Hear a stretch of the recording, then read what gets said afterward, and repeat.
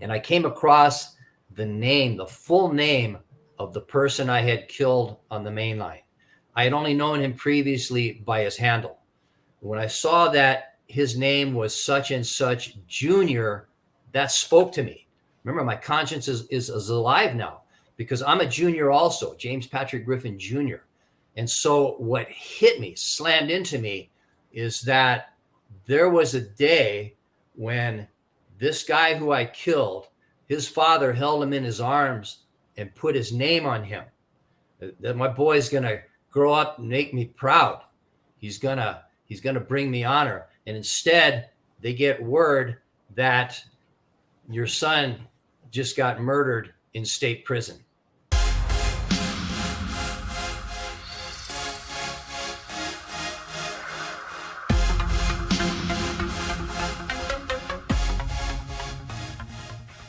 Patrick Griffin, how you doing, man? Welcome to LA Times, bro. Well, thank you for having me, Pablo. It's good to be here. Yeah, man. Thank you. It's a blessing, man. Danny Contreras has given me and introduced me to a lot of people, man, and I'm just so honored to have all you guys in my life. You and Ray Aguilar and others. It's just so cool, man. And before we get going, guys, I would ask that anybody watching this, please hit the thumbs up, subscribe, and, man, hit that notification bell. There's a little bell. It'll be reminded of future videos. What's up? Where and how did you grow up? Okay, I was born in Fresno in 1957, and my birth mother and my father, things were not working out so well for them. After my sister Pamela was born 2 years after me, my mother and father rarely were together. So I have just scattered snapshot memories of them being together. And in the meantime, my father always made sure that my sister and I were provided for, even though we lived in separate homes. So I bounced around, lived with my grandmother for a few years in Pennsylvania, lived with a lady named Mrs. Matheson in Grayson, Kentucky, lived with an aunt and uncle, started kindergarten in Michigan. And finally, just before I turned 9, my father had met a really wonderful woman named Mary Ellen, whom he married. And I was flown out to the West Coast to start life with a really stable nuclear family with mom and dad, 2 beautiful sisters, and a wonderful brother. And I was the oldest of the 4. So that's how it started with me. And then in 1967, January, we moved to Southern California, Orange County, started in Tustin, then a house in Anaheim for about a year.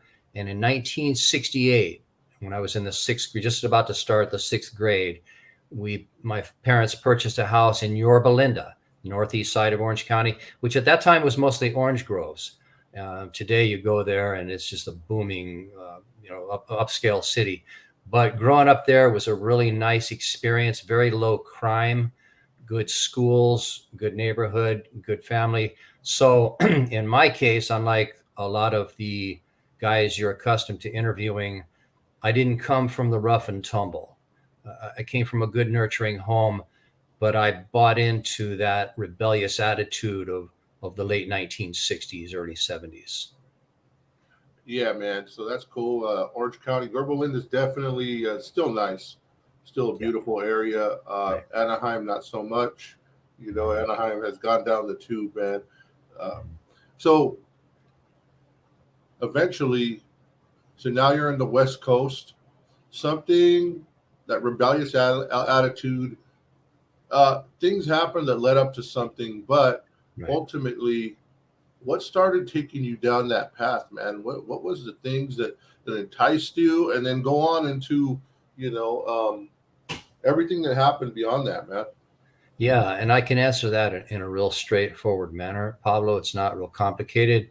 When I was growing up, my dream as a kid was to be a professional baseball player, and I got into it. I could spend hours just throwing a rubber ball at a brick wall, imagining I'm a pitcher, looking at myself in in the reflection of a window on the side of the house, swinging a bat, trying to just pattern myself after the top professional baseball players of the time, like Carl Yastrzemski. And even though as I grew, most of the other boys in my age group, they could run faster than me. They could throw the ball farther than me. I didn't have an athletic build. I didn't have athletic stamina, but I was locked into that dream. And when I was 14 and trying out for the freshman high school baseball team, a day came where we went into the locker room and the coach had posted the roster of all the guys who made the team. And my name was not on that roster. And that's when it really hit me. And I remember walking out of the gym past this area where the swimming pool was, off to my right were the school buildings.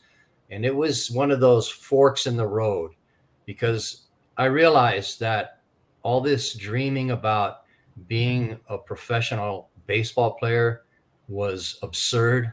I'm not cut out to be an athlete, even at an amateur level. And so instead of thinking sensibly about what I can do with my life, such as reflecting on the fact that whenever I applied myself in academics, I did very well. So maybe I could look into a career as a mathematician or a lawyer or a school teacher. Instead of that, I felt misplaced anger, such as toward my parents for always encouraging me, buying me baseball gloves, signing me up for Little League. My parents were just supportive in whatever positive thing I wanted to do. And I felt angry. I didn't know where to direct the anger. And so I just started hanging out with long hairs and guys who had an attitude of, the tune in, turn on, drop out thing of the late 60s, early 70s, rebelliousness, the going nowhere crowd. And I just fell into that. And then the music, the rock and roll music with the message of rebellion, of anti-authority. And I did not want to be under any kind of authority, even good authority. And so I began to run away from home, even though I had a good home. Looking back, it makes no sense. Ran away from home 7 times. The 7th time, I just stayed away. It didn't come back at all. And instead of wanting to work for a living, I preferred to just steal. One night, let me add this one point.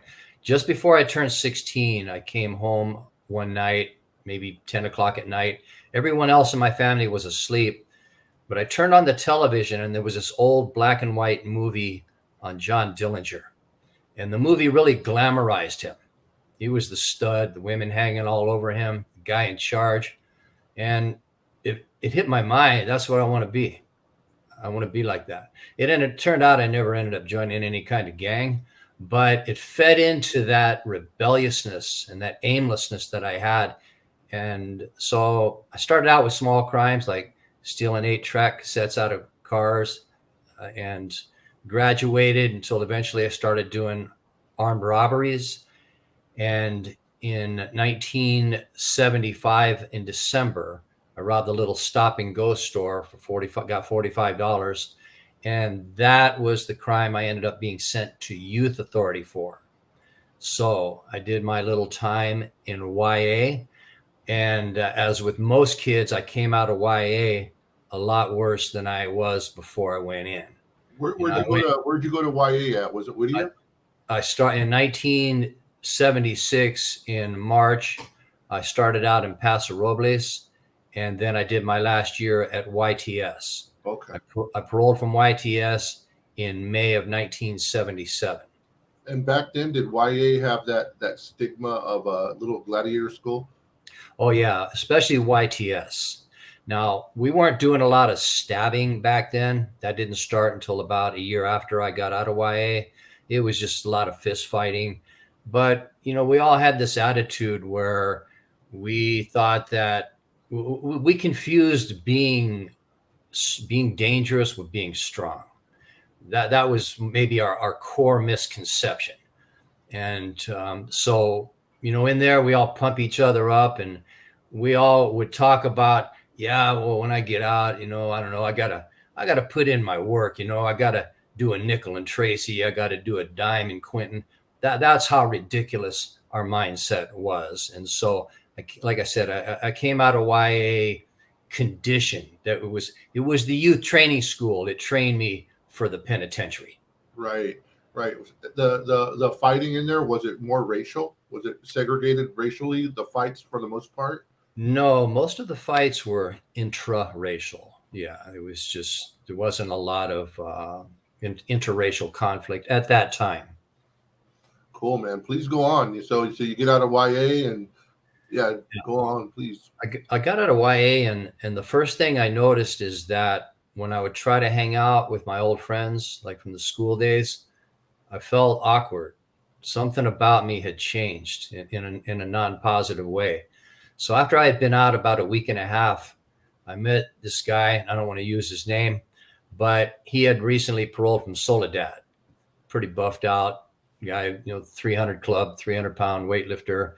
And him and I were a bad influence on each other. And so I just started returning. I started hanging out with people I felt comfortable with, and that is people who had been in the system.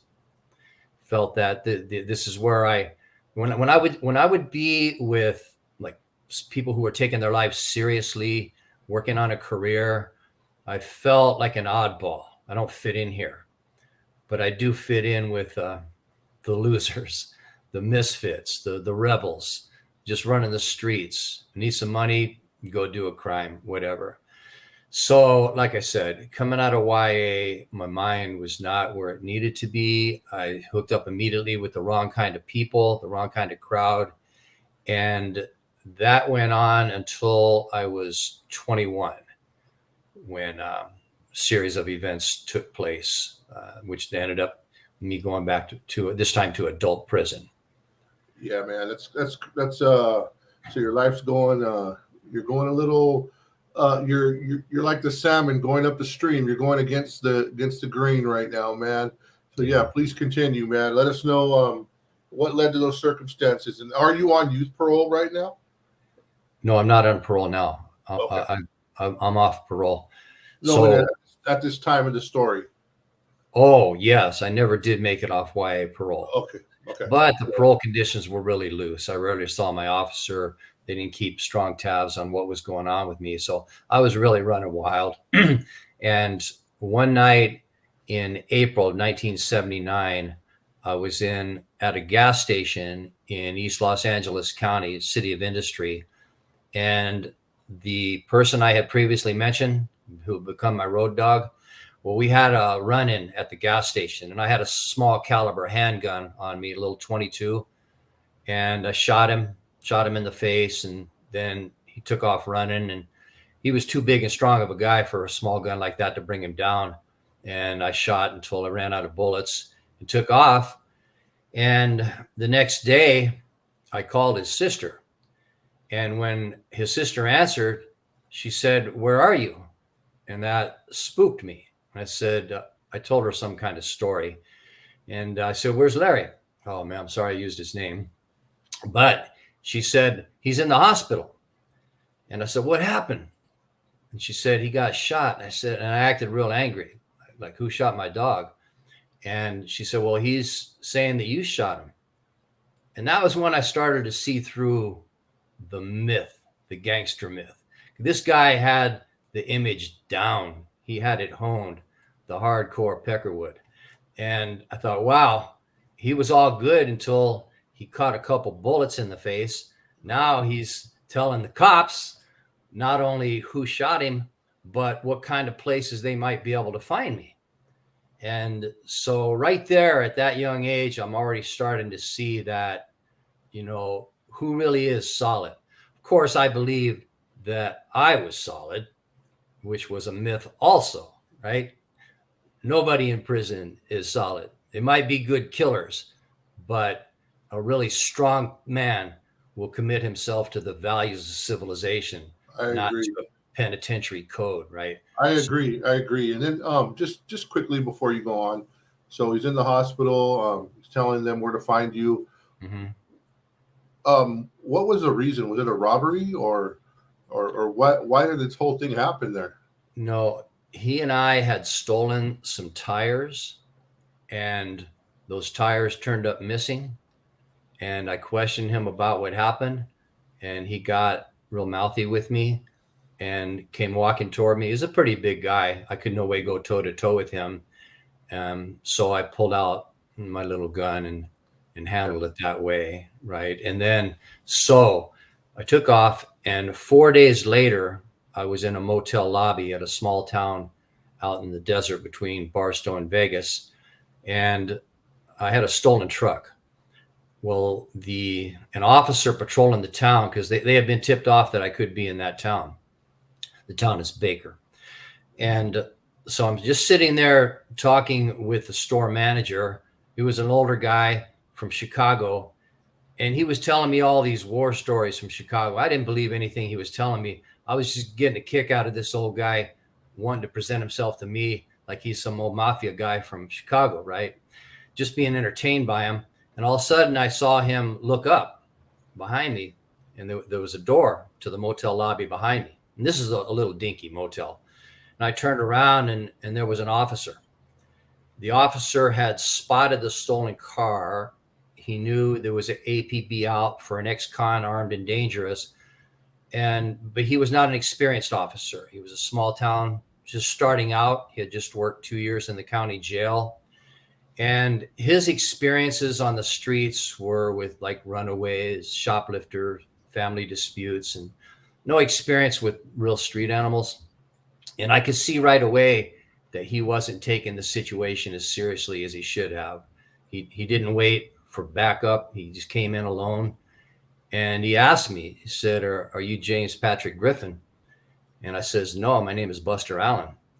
And he says, well, you meet the description for James Patrick Griffin as the person I'm looking for. And so I started playing it off like I was real scared. I was like, please don't shoot me. I'm the wrong guy. You've got the wrong guy. Don't shoot me. And it confused him. He got too relaxed. He got too close to me, and I was able to snatch his gun. And even though he was kind of a barrel-chested guy, he was much stronger than me. I had both hands on his gun hand. And as we fought for the gun, 2 wild shots went off. And finally, I was able to twist it around and shot him in the leg. And that blew him back away from me. 357 Magnum hollow point bullets. That's my gosh. So Wow. I came up off the wall, and we just stood there staring eye to eye. And I just senselessly just shot him in the lower belly. And I mean, he just dropped, and instead of caring about what might happen with him, I just took off, and I was arrested 4 days after that. So that is what led to me initially getting arrested. But as you would know, sentencing laws in the 1970s were far more lenient, almost unbelievably lenient by today's standards. I was offered a package deal, Pablo, of 8 years to plead guilty to these 2 counts of assault with deadly weapon. And so I took the deal. 8, went to prison. Today, that would be 2 lives plus some change. Right. And back then, old timers would know. I'm telling the truth. The youngsters might think, oh, you're stretching that too far. That's what happened. I went in with a combined 8-year sentence. My lawyer said, if you keep your nose clean, you could be out in 5 years. So I'm thinking, okay, I could be out when I'm 26 if I'll just stay out of trouble in here. But it wasn't easy staying out of trouble in the prison system in the 1970s and 80s. That is insane, bro. So the cop was shot with a 357 hollow point? Yes. In the stomach? Lower stomach, yes. And he's lucky he lived, bro. He's lucky he lived with the hollow point. You know, right.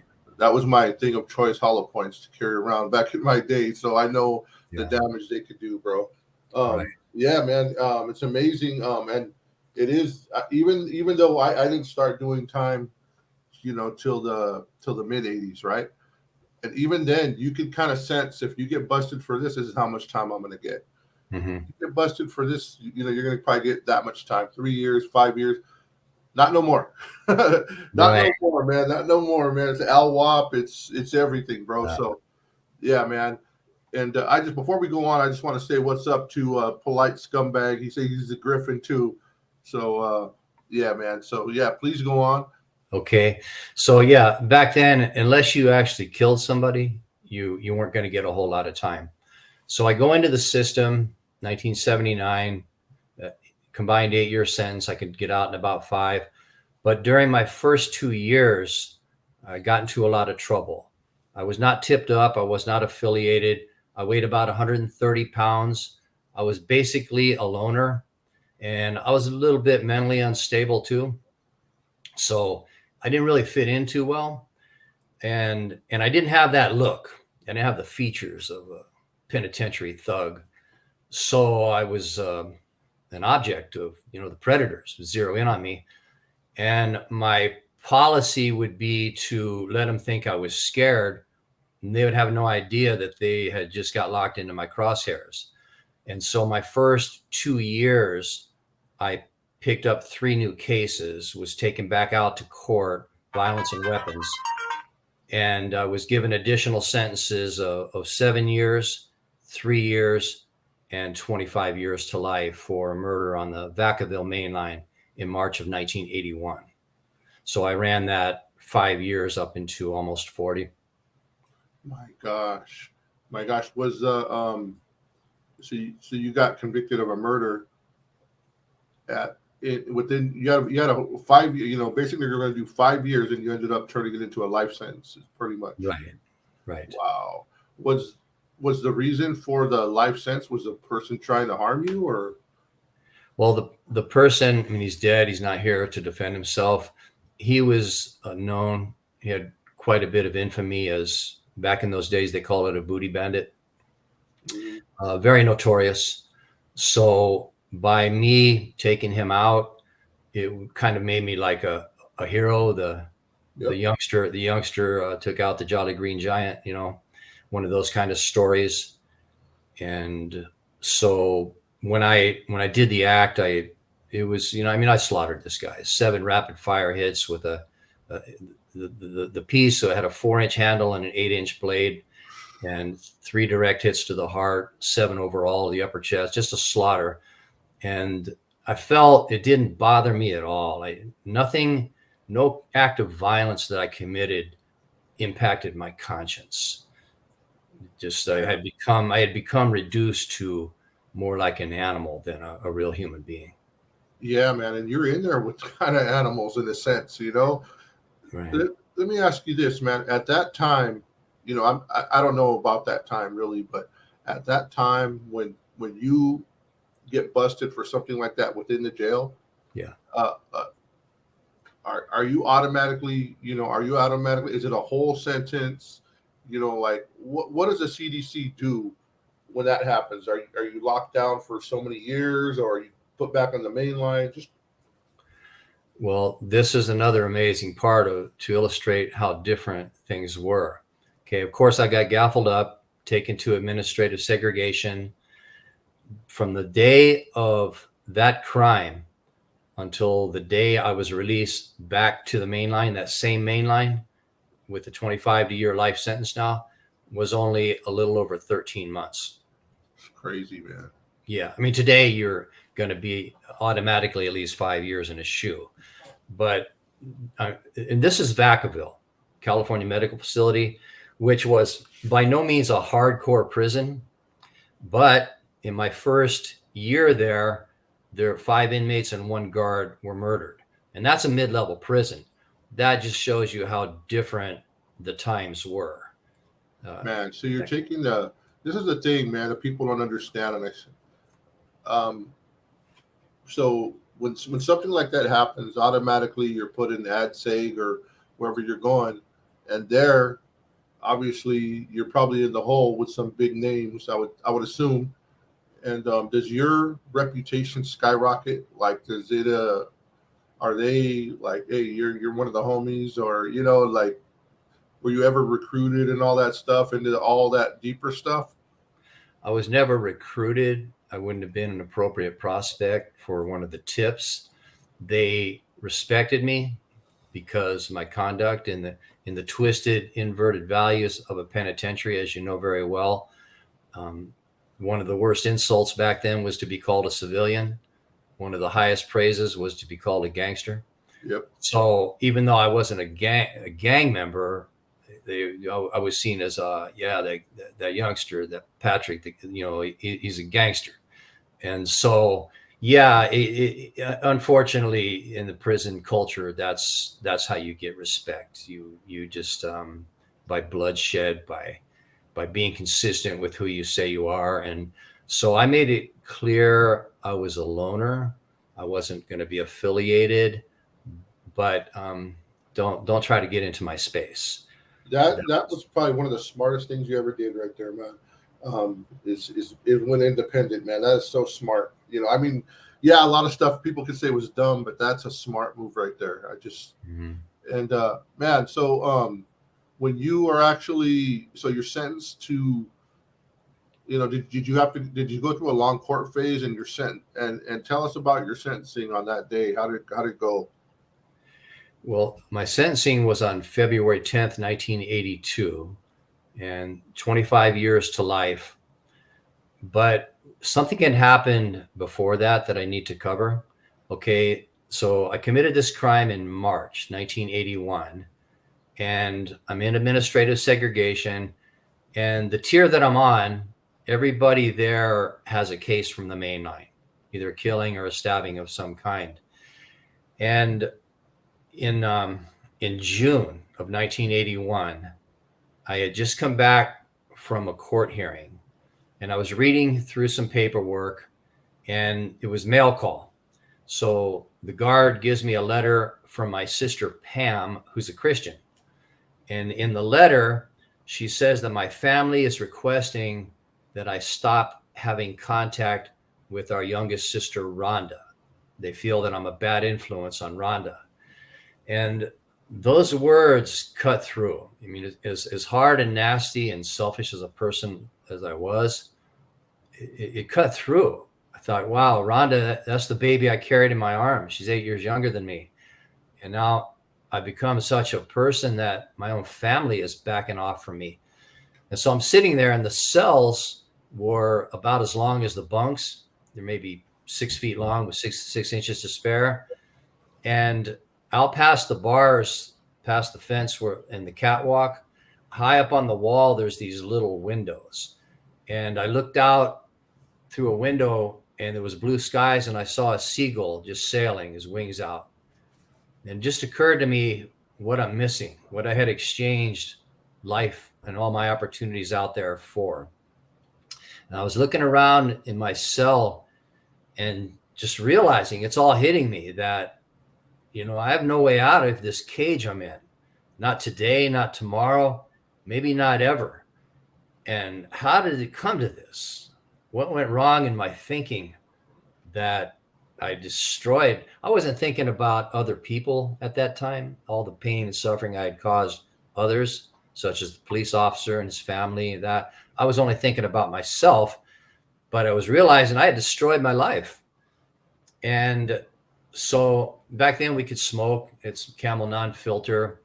Just sitting on my bunk, and I kept that letter right there on my mattress, and smoking, looking at the letter, getting up, pacing back and forth.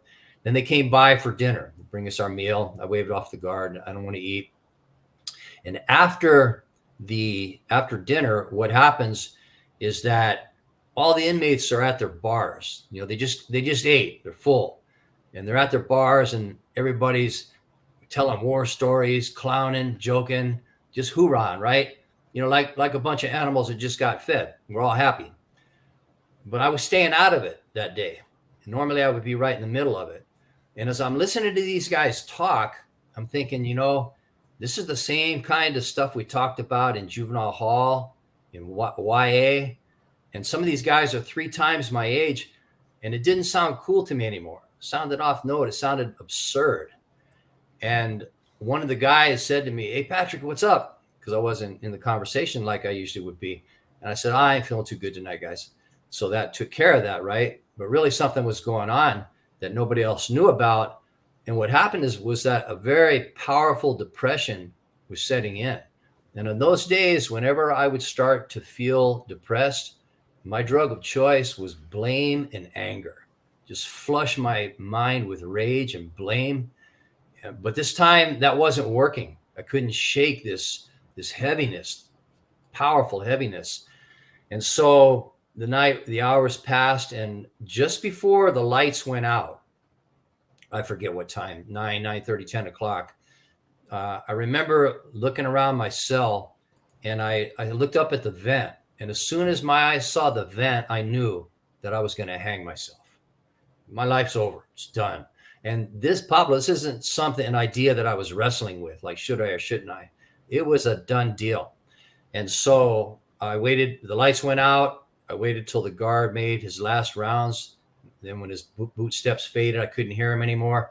I got up and I was making a noose, took the sheets off my bunk and make a noose. And right at that point, something happened. I never made it up to the vent. But the next thing I distinctly remember is being down on the floor, not just on my hands and knees, but my face to the floor. And all I was aware of was God, and that I was condemned. I was guilty in the sight of God. That one idea just took control of my brain. And I don't know how long I was down there on the floor, but the fear that I felt of being condemned in the sight of God, and this just came out of nowhere. But at some point, as this was going on, a new idea came into my mind with a powerful emotion. And that idea was that all my problems with God and everything else are resolved in Jesus Christ. And I could not have articulated it in that way at the time, but that is what I knew absolutely to be true.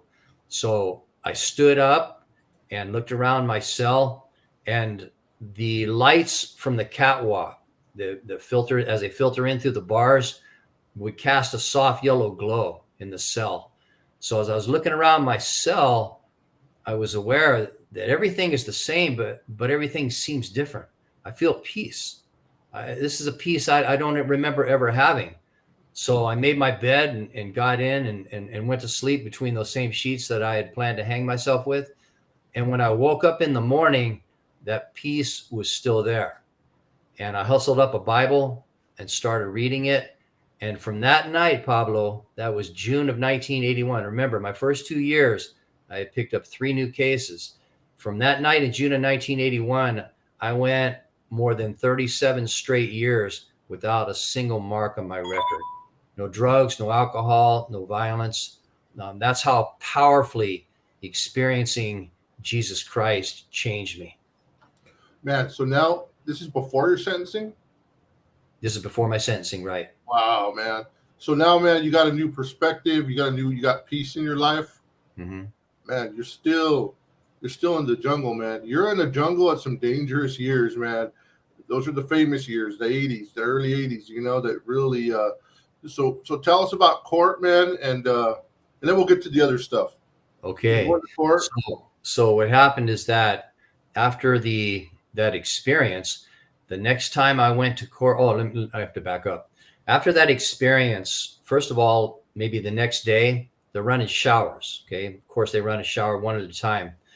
Well, there was one guy on the tier from my racial group who was on the leva, the shine. Nobody was supposed to talk to him.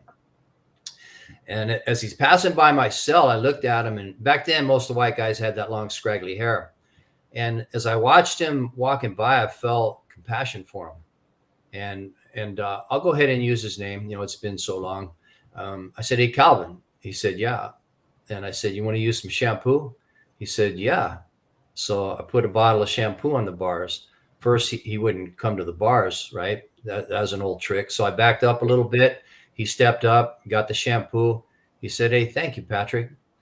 And the little shot caller for my racial group lived a few cells to my right.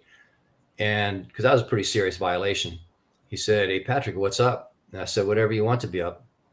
Now, me saying that is not implying that I'm so hardcore that nobody wants to mess with me. Those guys could have killed me easily. They're not afraid of me. But when I said that, I'm serving notice that everything you had expected from me before, don't expect that anymore. because for me to step out and violate the codes, to start to trash the reputation I had worked so hard to build, that showed me, feeling compassion for this guy, that this is real with me. This experience of Jesus Christ is not just some religious thing. This is real, and nobody's going to take it away from me. So among the fellas, the guys, for me committing that violation, I don't know how they worked it out among themselves, but I never heard back on anything. Probably they reasoned, they said, you know what, let the youngster do his thing. Going through some Christian phase, he put in his work, just leave him alone. So I never had any problems about that. But for me, it was a boost because it showed me this is real. So what happened then is that I was going through some of my paperwork, and I came across the full name of the person I had killed on the main line. I had only known him previously by his handle. When I saw that his name was such and such Junior, that spoke to me. Remember, my conscience is alive now, because I'm a junior also, James Patrick Griffin Jr. And so what hit me, slammed into me, is that there was a day when this guy who I killed, his father held him in his arms and put his name on him. That my boy's going to grow up and make me proud. He's going to bring me honor. And instead, they get word that your son just got murdered in state prison. And I thought, what would it be like if my family got a phone call like that? Whether I deserved it or not, they don't deserve that. So I just put myself there. What it would be like if my father and mother got a phone call that your son just got murdered in state prison. And so that affected me so strongly that even though I had a defense in this case, there were inmates and there were even uniformed people as high as lieutenant who were willing to testify on my behalf that this person had put out word that he was going to turn me out, is how they would say it back then. You know, he was going to own me. I decided that, you know, I can't do anything to bring this guy back to life, and I can't do anything to take away the pain I caused his family. But one thing I can do is keep his name from getting dragged through the mud in the court of law, because my whole defense was predicated on trashing him. So when I went to my next hearing, I interrupted the hearing and I said, I plead guilty to the charge. And my lawyer right away objected, and people tried to talk to me, and they were trying to convince me that if I would just let it go to trial, that I probably would not be found guilty of anything more than a manslaughter. But I wasn't processing it properly. Even though I had experienced a moral change, Pablo, what I haven't really talked much about yet is that I had a major mental illness, and I still do, but I've learned how to manage it through Christ. And so as people were trying to talk to me, even like sergeants coming to my cell and trying to tell me that, listen, let your lawyer do his job. You don't have to plead guilty to this. In my mind, I'm thinking they're telling me to say I didn't do it, that I'm not guilty. And I said, no, I'm guilty. I killed the guy. I just want to plead guilty, get sentenced, and go on with my life in Christ. So I pushed it through. My old lawyer was able to delay it for 8 months. And looking back, I know this is a very stupid thing I did, but that's just how I understood the world at that time. I had experienced a moral change, but I still had a psychiatric disorder. I wasn't processing all the legitimate options in front of me. If I would have just held out, probably the attorney general, back in those days, the local DA did not handle cases from the penitentiary. It was the attorney general's office.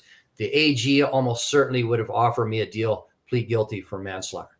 So instead, I pushed through this guilty plea, and on February 10th, 1982, my lawyer had run out of options. He couldn't stop it anymore, and I was sentenced to 25 years to life.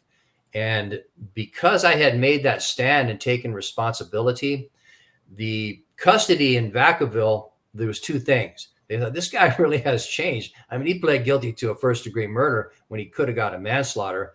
But also, I was in Vacaville because I had been diagnosed with a major mental disorder. And back then, if you had that psych jacket, you pretty much stayed at CMF. You stayed in Vacaville. So instead of, being sent out to one of the really hardcore penitentiaries, which in those days were Quentin and Folsom, they released me right back to the Vacaville mainline full program status on April 5th, 1982.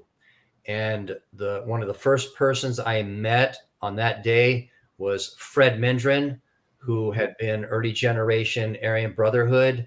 And he also had come into the system with a small amount of time. In 1970, he got busted for half an ounce of weed and was sent to prison. I think it was 6 months to 10 years. He ended up picking up 3 cases, including a murder, joined the tip. And in 1978 in Palm Hall, he experienced Christ. So he had been in the faith now for about 4 years. So when I came out to the main line, April 5th, 1982, I was introduced to Fred in the dining room. And right away, with a handshake, a bond started between Fred and I. He became a mentor to me. I was able to see in him an example of someone who is really both feet in, all 10 toes are in. He's committed to Jesus Christ. And we started a friendship that has lasted to this day. And so from that point, wherever I went, I just made it clear where my flag was planted with the Christians. That's awesome, man. Yeah, I've only met Freddie like twice, maybe in my life, and you look like a younger version of him, by the way. You guys kind of look similar, but let me tell you something real quick, just to sidetrack really quick. I used to be really good friends with Kilroy, right? You heard of Kilroy, and yes. Kilroy used to always say that about Freddie. He used to say that they would always send people to hit Freddie, but he would always convert them to Jesus Christ. That's what Kilroy would tell me, man. Right. So that's funny. I don't know how true it is or if he was joking, man. But yeah, that was one of those things. But man, please go on, man, and tell us how the rest of the time went, and how did you navigate through those crazy years of the early '80s, man? Man, there was some stuff going on, man. There were some wars. Right. Now, I have to be very clear, though. My psych jacket kept me out of the really hardcore places, Pablo. So I don't want anybody thinking that I walked those really hard main lines. I didn't. Places like where guys like Kilroy and Fred Mandarin were, I was never there. Right. But so I'm back. The thing with Vacaville in those days, what made it a sort of, it was not, like I said, it's not hardcore. What made it a dangerous place is that you never knew who you were dealing with. There was such a mixture of people.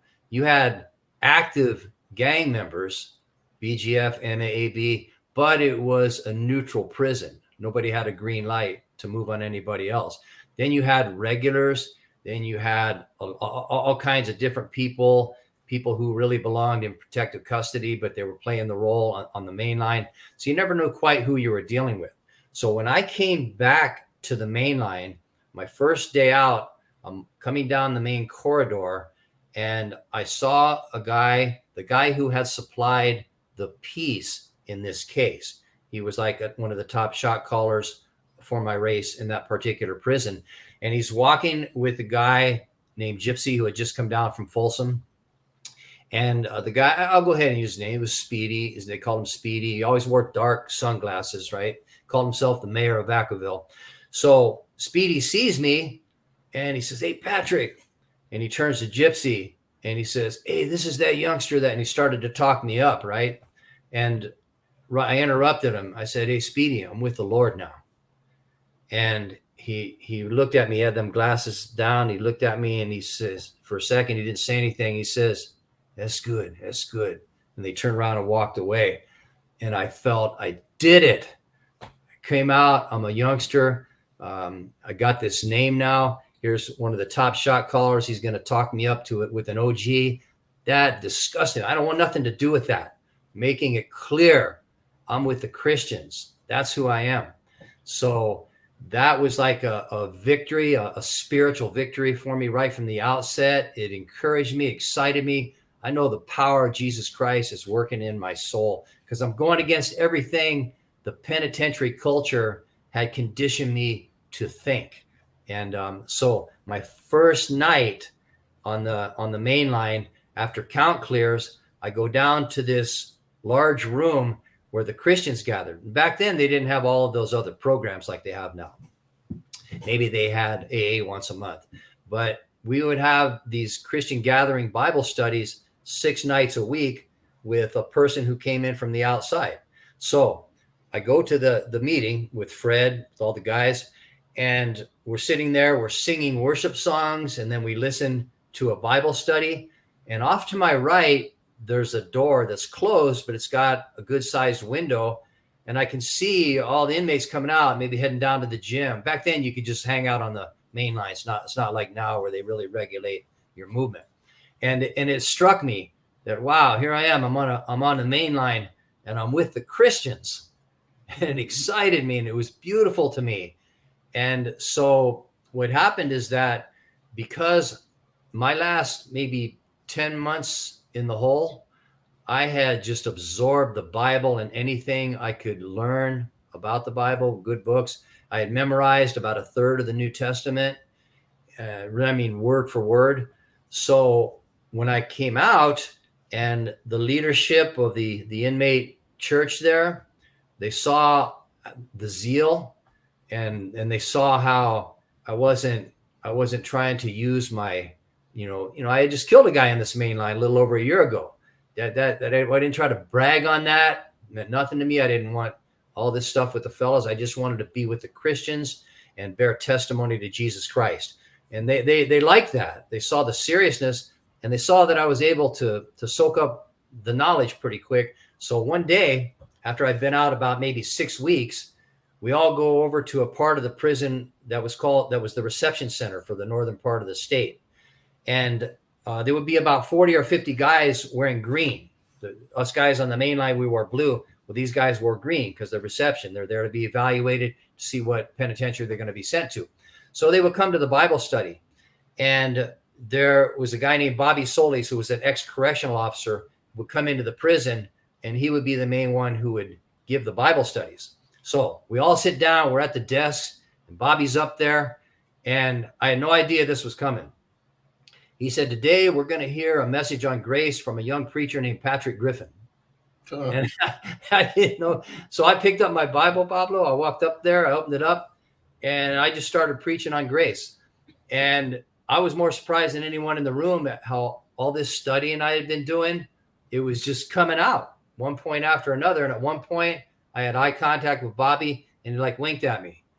And I thought, wow, I had no idea that I could teach the Word of God.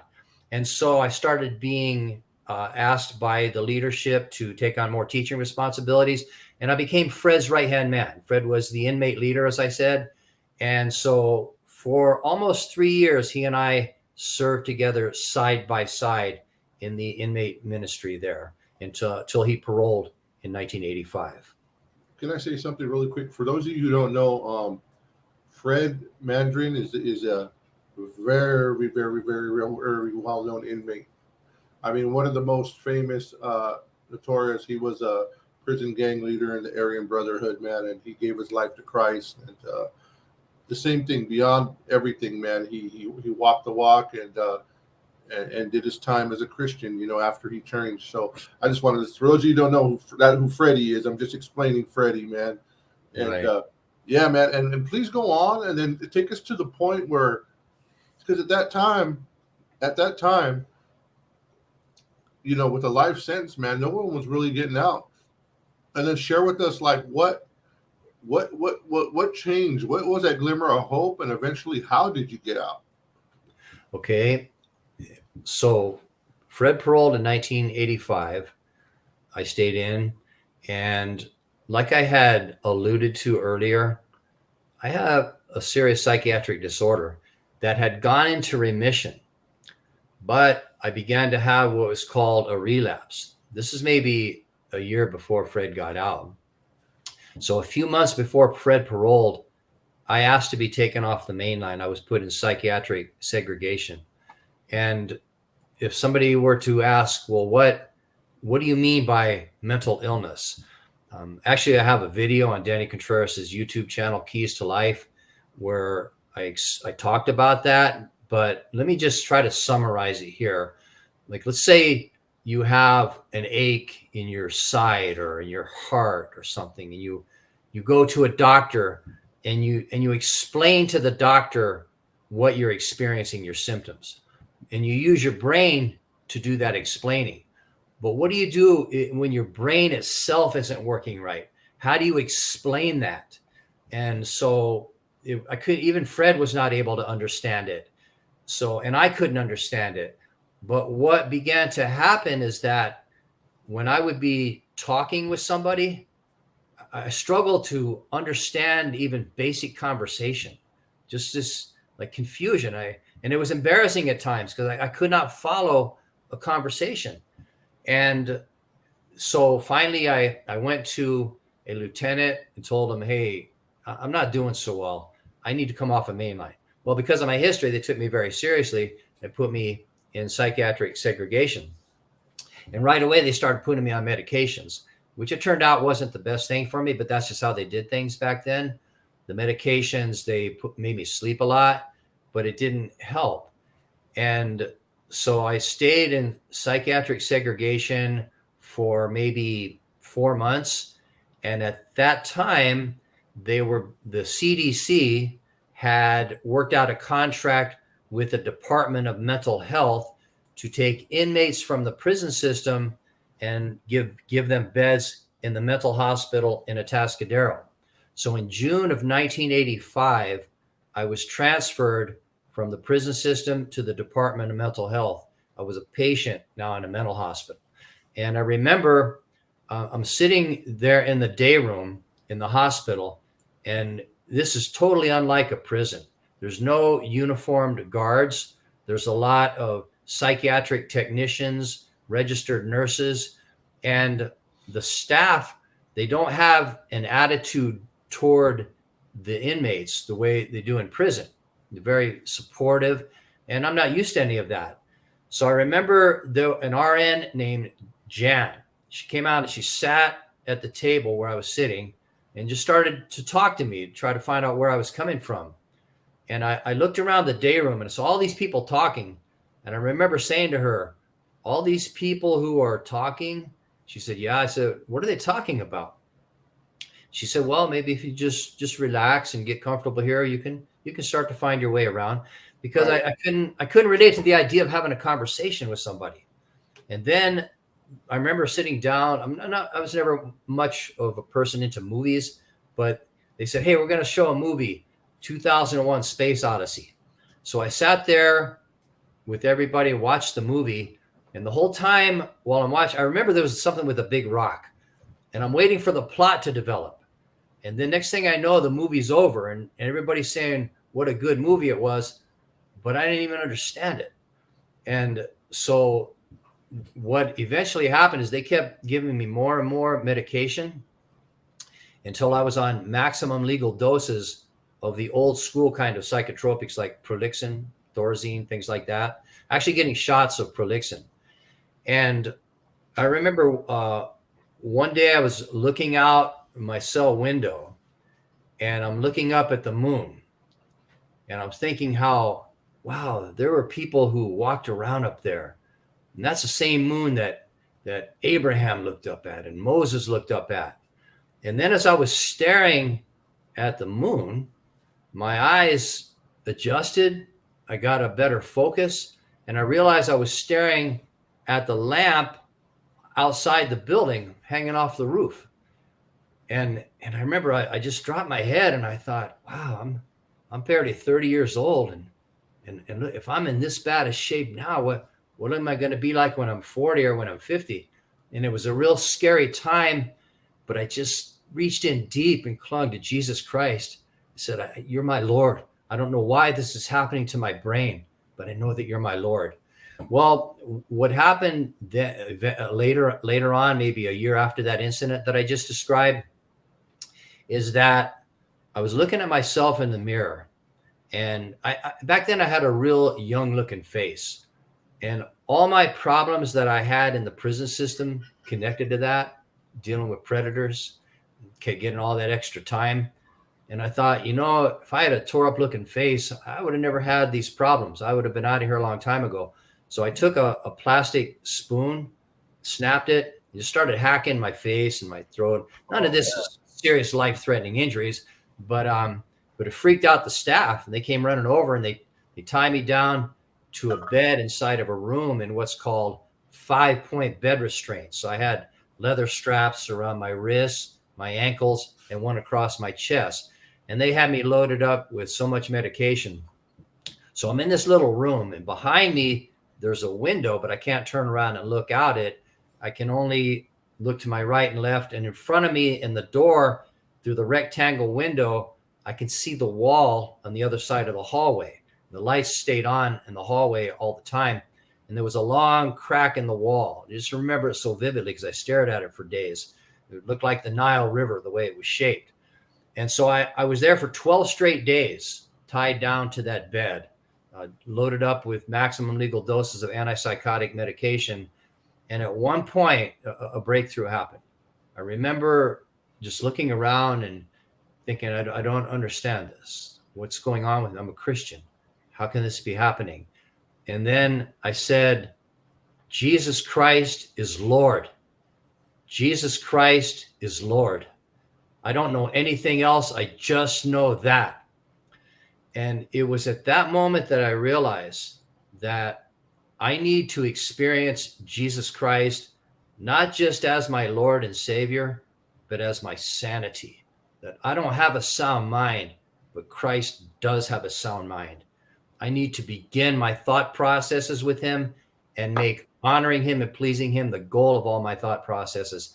And that was the beginning of my recovery, that I was able over time to stabilize.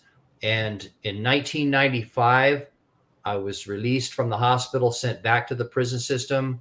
I've now been off of psychotic medication for more than a quarter century, and I'm able to go through and live a normal life. And my beautiful, beloved, godly wife sitting right here next to me. There was a time I couldn't have imagined myself having a wife or even negotiating life in the outside world. I was so messed up.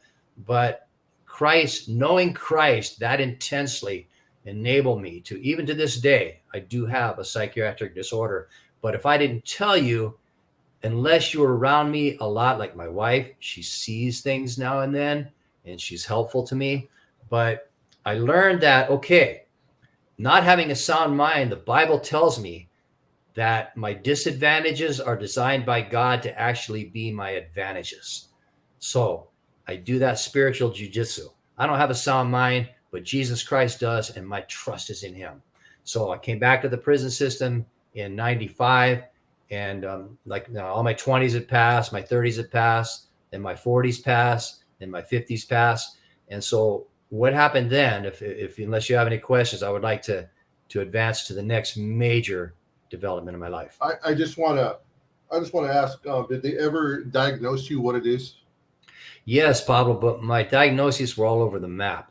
Okay. You know, they say schizophrenic, but that's a very generic term. There was never like any single one that stuck. It was just a weird experience, inexplicable. Mental illness really, at the end of the day, is a mystery. And so medications, they can help with symptoms, but they can't heal the illness. And so the thing is to learn to manage it. Stop trying to fight against it. You might not, if somebody who's afflicted with serious mental disorder, accept that you might always have this, but you can learn how to manage it. You can live successfully with it. So I'm back in the prison system. Like I said, I came in at 21, 30s passed, 40s passed, 50s passed. One day in Soledad, in the central yard, if you've ever been there, it's a big giant yard. And I was walking the yard with one of the Christians, and I saw a friend of mine named Stefano over at the phones, and he's waving to me, wanted me to come over to the phone. So I left the guy that I was talking with and walked over to the phone, and Stefano said, "Hey, my friend Donna Lee has a question about the Bible. You think you could help her?" Well, I have been in the Bible for decades, right? So I get on the phone and I'm introduced to this lady named Donna Lee, and she had a question for me, and I was able to take her to some verses in the book of Ezekiel, and we talked for about 3 minutes, and then I went my way. Well, the Holy Spirit used that to speak to her. She thought, wow, he didn't have to say, let me go look it up. Let me get back to you on that. I'll find out. He knew right where to take me. It just excited her. It thrilled her that I could do that. And so one thing led to another. It was maybe a few days later, I'm on the yard, and Stefano came up to me, and he said, "Hey, Donnelly's asking how you think about you and her being pen pals." And so I said, "Well, sure." Right. We started writing, and the next thing you know, she comes out to visit me. She lived in Salt Lake City, and on the day of the visit, because by then we've been exchanging letters, and I'm thinking, "Wow, is the Lord doing something here?"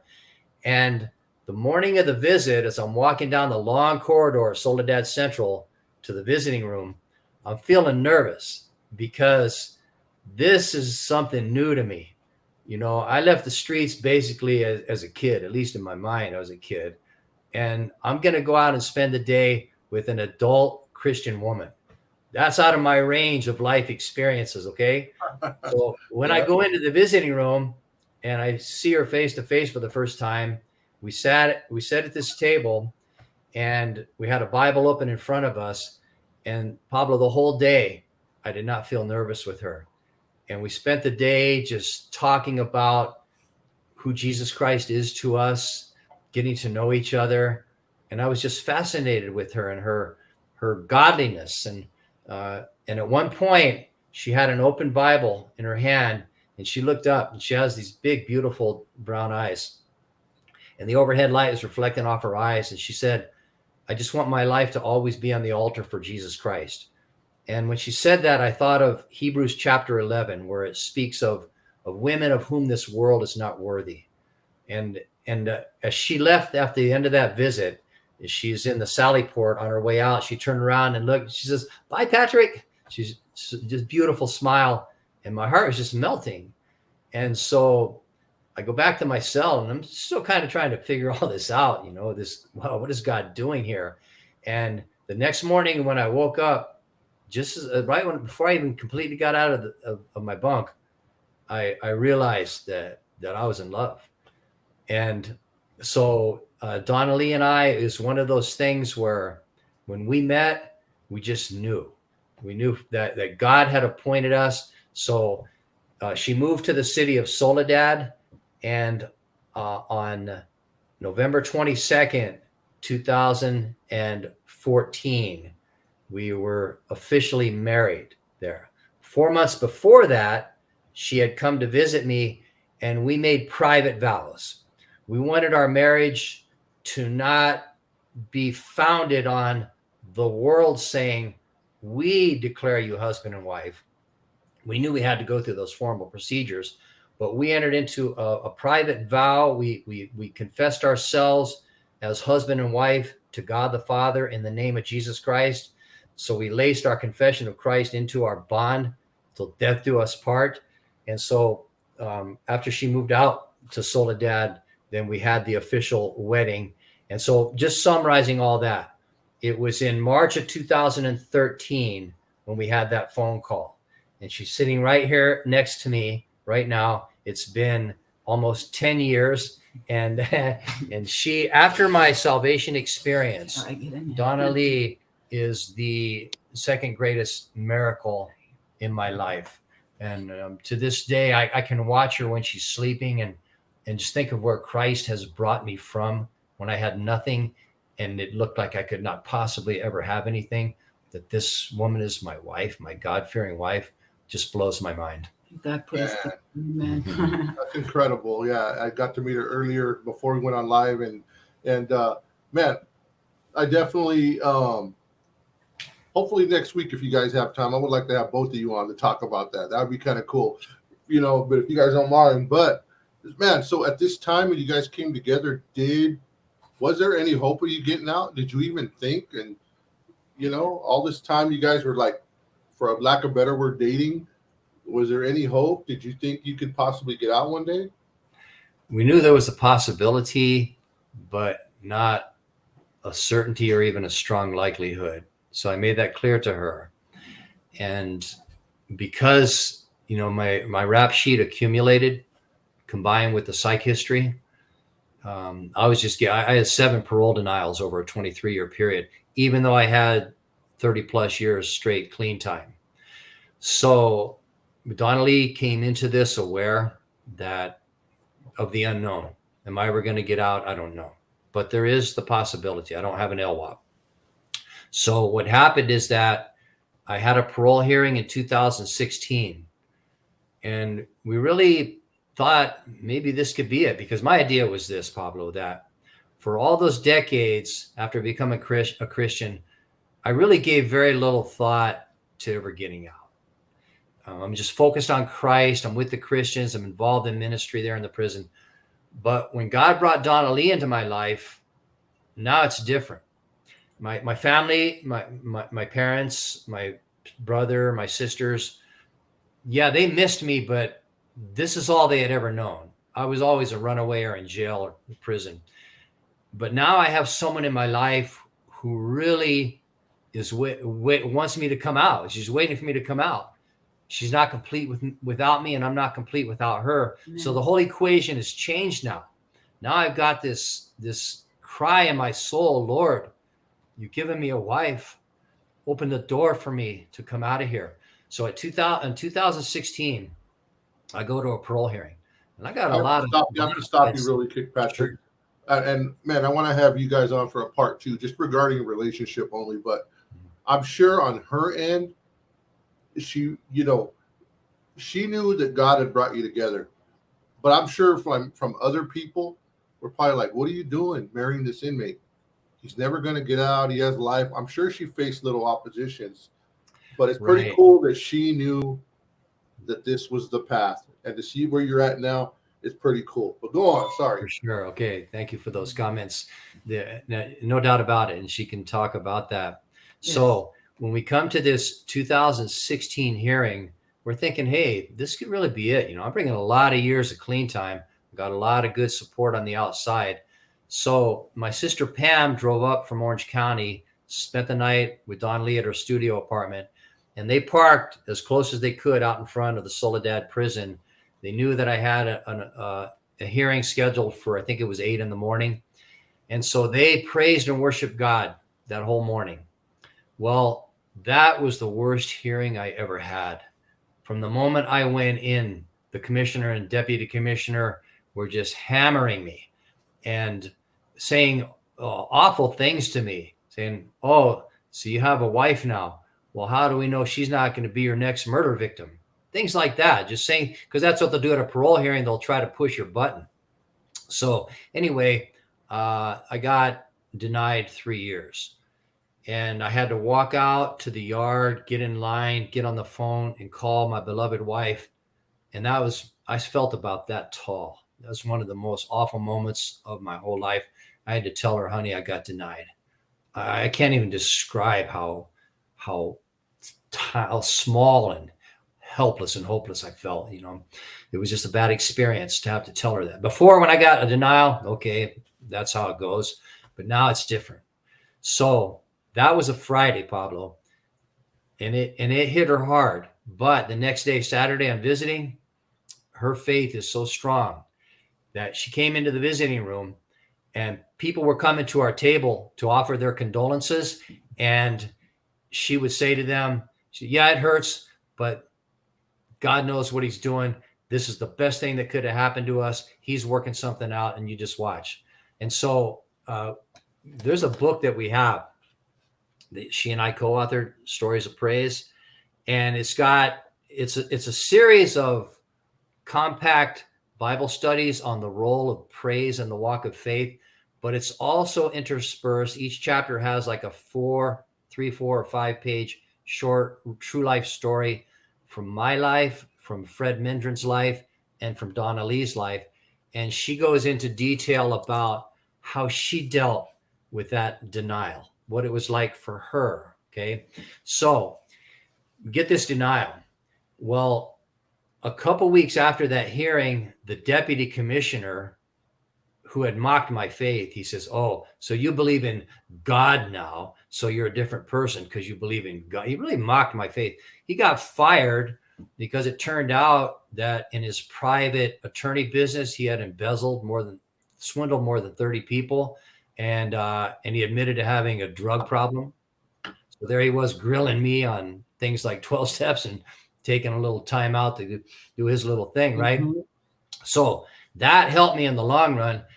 So I got this 3-year denial, but a little over a year later, my counselor called me in one day, and I go in to see him. I don't know what he wants to talk to me about. I'm just hoping it's not a transfer. The older you get, the more you dread transfers because you get comfortable. And so he says, hey, I got some good news for you. They reviewed your case and they're calling you back early to board. And I thought, wow, that is good news, because they're not going to call me back early unless they're serious about this. So in March of 2018, I go to a hearing, and the commissioner, I'll go ahead and use his name, Peck had been a commissioner at a hearing for me 8 years earlier. And he didn't have much good to say to me back then, 2010, right? But when I walked in, it was Commissioner Peck and Deputy Commissioner Grotkow. I could see right away from their demeanor that they wanted to find me suitable. As long as I didn't say something stupid, they were going to let me out. And the whole hearing went pretty quickly. I answered the questions the way they liked them. And 3 times, the Attorney General, Deputy Attorney General, would always come to my hearing. He's up on the, I don't know what you call it, on the wall. He's not there in person, the video caster or whatever. So it's his turn, and he tries to attack me because I didn't use 12 steps. So when I was asked by the commissioner, what about the 12 steps? I said, honestly, everything that's in the 12 steps, I have absorbed through the gospel of Jesus Christ, but I don't use the format of the 12 steps. I respect it, but everything that's in there, I get it in the gospel, and I get it from the Bible. And so when the Attorney General had his turn to talk, he tried to attack that. He said, I would like the board to take note that the inmate does not even know the 12 steps. Well, I could have memorized the 12 steps in 5 minutes and recited them and act like I know what I'm talking about.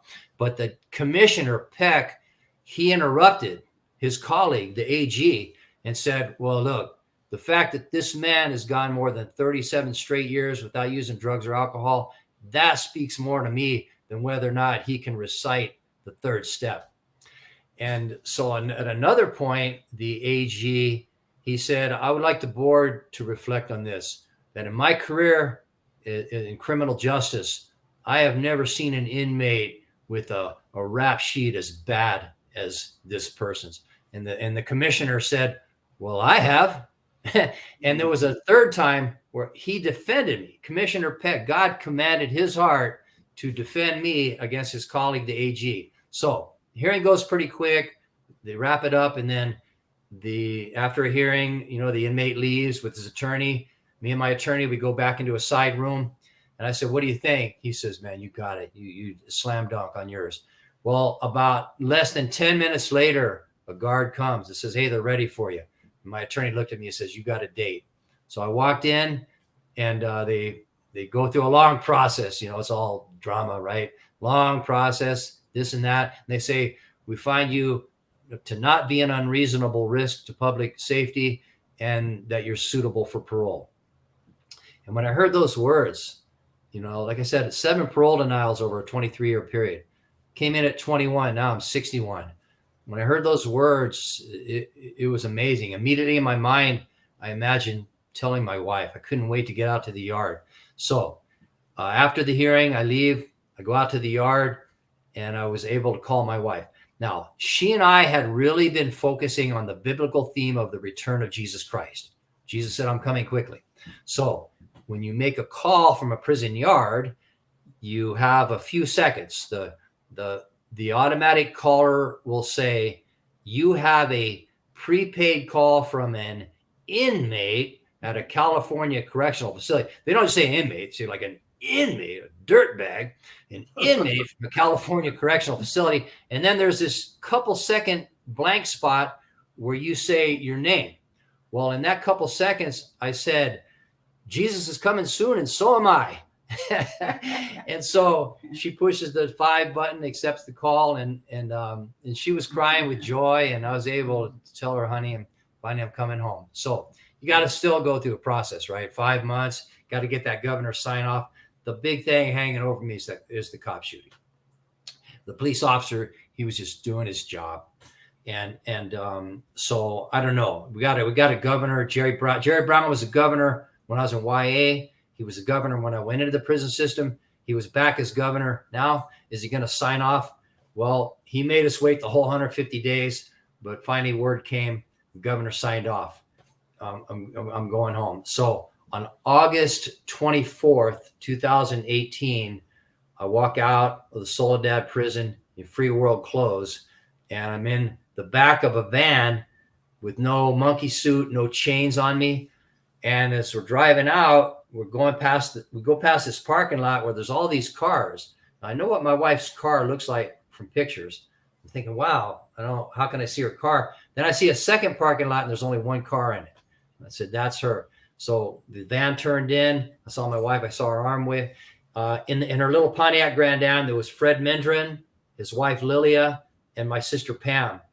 And we got in. My wife, she's not supposed to get out of the car, but the guards there loved her. She's there every weekend, and she's just such a sweet, bubbly person, and they delighted in her. So she says to the officer, "Can I get out?" He says, "Go ahead." So she gets out, gives me a big hug. We get in the car, and she had to get back out and come around and show me how to put on a seatbelt. We didn't use seatbelts back in our day. So we get in, we drive out, and we went straight to this place about 5 minutes from the prison. It was a large hill by a grape vineyard, and my wife called the place Prayer Mountain. It was a place where she would go a lot of times just alone, just to reflect, interact with the Lord, commune with him. And so that was her little name, Prayer Mountain. So I told her, I said, honey, when I come out, I want us right away to go to Prayer Mountain and let's have a worship service. Wow. So we did. And in fact, if I could do this right here, that's her and I about less than 10 minutes after I got out of Soledad, and we're having a worship service there on Prayer Mountain. And so that was 4 summers ago. And I got off parole about a year and a half ago. And this is where we are. Incredible. So beautiful, man. What a beautiful thing. I can't, knowing your charges, I can't believe that they let you out, man. It's just incredible. It's a miracle. It's a miracle. Because, the other guys I interviewed, there was stuff. And this is the first guy that, one of the things you got busted for was a cop, for shooting a cop. You know what I mean? And for them to let you out was just incredible. And that was totally God's grace, man. Right. And Paulo, if I could just say one more thing about that officer. Out of all my crimes, that's the one that troubles me the most, because the other crimes, they were bad. And I'm not making light of it. One life is as valuable as another. But these guys were all players in the game. We're all animals in the jungle. Some survive, some don't. But this officer, I found out later he was a Christian. He was young, about 23 years old. And I always think to the day when he graduated from the academy, got his badge and his gun, his family's there.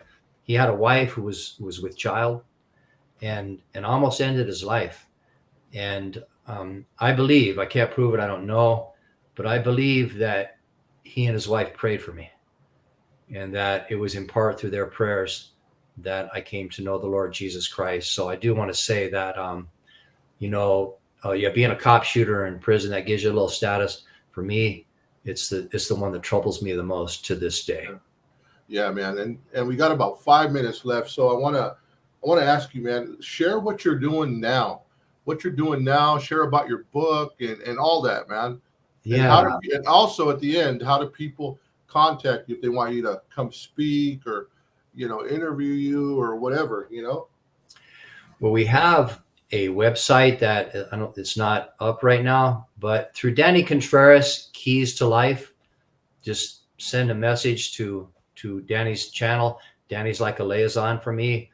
I'm hopelessly lost when it comes to the technologies. Danny's one of the guys that go to for me. So I would say that Keys to Life, Danny's channel. But what we do is, in fact, my wife and I have been working on writing Danny's life story. along with Ronaldo Aguilar's life story. Those are kind of on hold now for reasons a little too complicated to go into right now. But we have a book that we wrote that's about to be released on Amazon in a couple of weeks. It's called In God's Grip. And it's a life story of a missionary named Carl Dampman, who was a two-time heavyweight Olympic. He qualified for the Olympic team. He actually only as a reserve. He didn't actually wrestle in the Olympics, but he was a Pan-American heavyweight gold medalist, the best heavyweight wrestler in the Western Hemisphere in 1976, I think it was. So he and his wife, Noreen, they went behind the Iron Curtain. They used their credential. He used his credentials as an Olympic wrestler to have opportunities to share the gospel. So they hired us to write their life story. And it's a book titled In God's Grip. As I said, it's going to be released in a few weeks on Amazon. And through Carl Dampman, we were introduced to a former NCAA gold medalist wrestler named Stephen Barrett, who also is a lifetime missionary.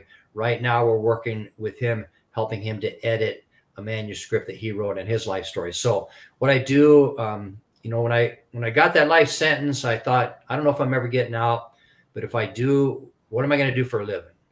I think the only thing I really know I'm good at is writing and research. So I worked on developing my skills as a writer. In the 4 years I've been out, I have written several books. This is here by a successful Fresno businessman, another one by a successful businessman. And so that's what I do. And these books aren't bestsellers, but they bring some income. And along with my wife's job, we're making enough to get by. So that's what I do. I write, I go to different churches and speak and do videos that Danny puts out on his Keys to Life YouTube channel. Awesome, man. So is there an email where they could contact you? I'm going to put your information down below, but just so it's on video, is there an email where people could contact you? Yes. P. Griffin Lee 1962 at gmail.com. P. Griffin Lee 1962 at gmail.com. Right. Yeah, and that information will be down here, guys. If you want to contact them for any reason, down here, if you want them to speak or just contact them for other reasons, man. There it is. You could get a hold of them, man. And any last words before I let you go? No, I just want to say that when I first started reading the Bible, when I hustled up that Bible, I started at the beginning and I came to a verse in Isaiah chapter 30, verse 21. It says, "You will hear a voice behind you saying, 'Don't go that way, go this way.'" I jumped up off my bunk with excitement because, Pablo, all my life, I had been a guy who could do well in academics, but I lacked common sense. And when I read that verse, I thought, you know what? If I will really learn to listen to his voice, I'm not going to be a fool anymore. So I want to just mention that, but I want to just wrap it up by saying this to any young people who might be listening. I was never in a gang. I'm just a square-looking old white guy. But whether it's a person who has all the features from the neighborhood, from the penitentiary, or from a square old white guy, the wisdom to young people is the same. Whatever options are in front of you, the wrong option is to join the gang.